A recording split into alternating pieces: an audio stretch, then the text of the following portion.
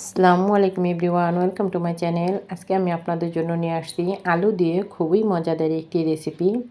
এই রেসিপিটি দেখতে যেমন সুন্দর হয়েছে, খেতেও কিন্তু দারুণ হয়েছে। সকাল বা বিকেলের নাস্তায় অতিথি আপ্যায়নে খুব সহজেই তৈরি করে নিতে পারেন এই রেসিপিটি।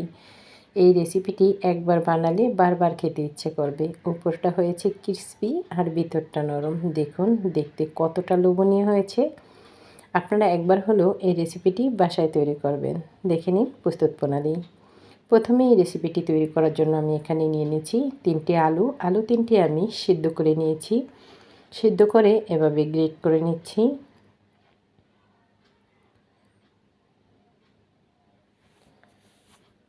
আলুটি গ্রেট করে নেওয়া হয়ে গেছে। এখন আমি এই রেসিপিটি তৈরি করার জন্য এখানে নিয়ে নিয়েছি নুডলসটা আমি একদম গুঁড়ো করে নিয়েছি। এখন আমি যে গ্রেট করা আলুটা করে রেখেছিলাম সেই আলুটাতে দিয়ে দিচ্ছি কিছুটা পেঁয়াজ কুচি। আমি এখানে অনেকটাই পেঁয়াজ কুচি দিয়েছি। পেঁয়াজ কুচিটা একটু বাড়িয়ে দিলে এই রেসিপিটি খেতে ভালো লাগবে। দিয়ে দিচ্ছি কাঁচামরিচ। রেসিপিটি একটু ঝাল ঝাল হলে আরও বেশি ভালো লাগবে, এজন্য আপনারা ঝাল একটু কম বেশি করে নিতে পারেন। আমি একটু বেশি দিয়েছি। দিয়ে দিচ্ছি স্বাদ মতো লবণ। দিয়ে দিচ্ছি নুডলসের যে মশলাটা ছিল সেটা দিয়ে এখন এটাকে আমি ভালোভাবে মিক্স করে নিচ্ছি সবগুলো উপকরণ। এই তো দেখুন মিক্স করে নেওয়া হয়ে গেছে। আমি এটাকে একদম নরম করব না, একটু আস্তে আস্তে দানা দানা রেখে দেব।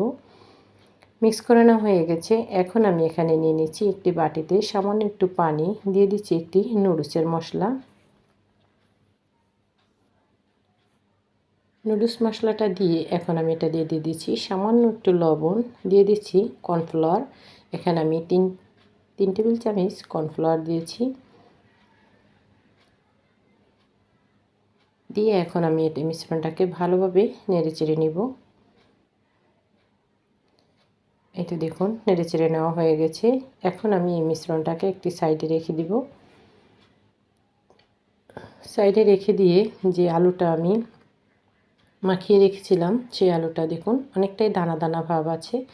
এখন আমি এভাবে চামচ দিয়ে একটু হাতে নিয়ে নিয়েছি। নিয়ে এভাবে একটু লম্বা লম্বা শেপ দিয়ে নিব।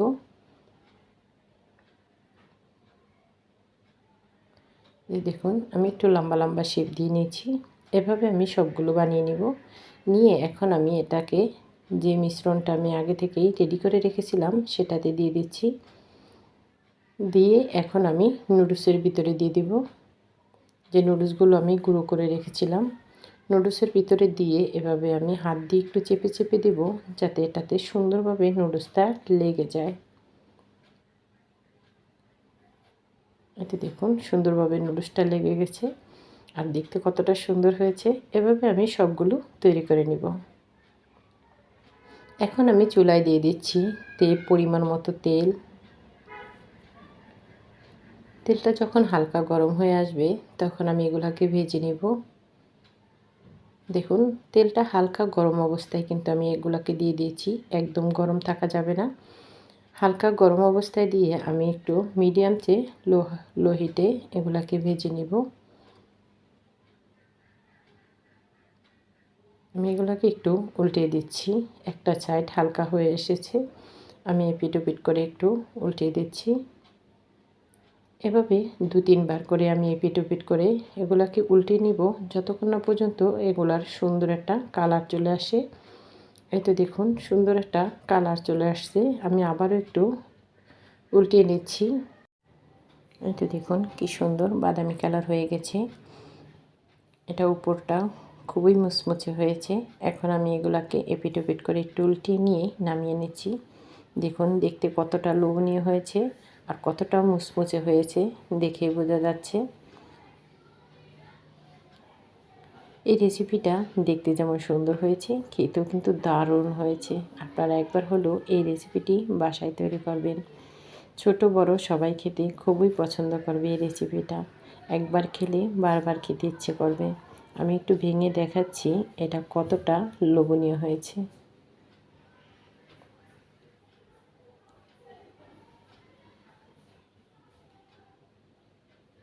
আপনারা একবার হলেও এই রেসিপিটি বাসায় তৈরি করবেন। সবাই ভালো থাকবেন। আল্লাহ হাফেজ সবাইকে।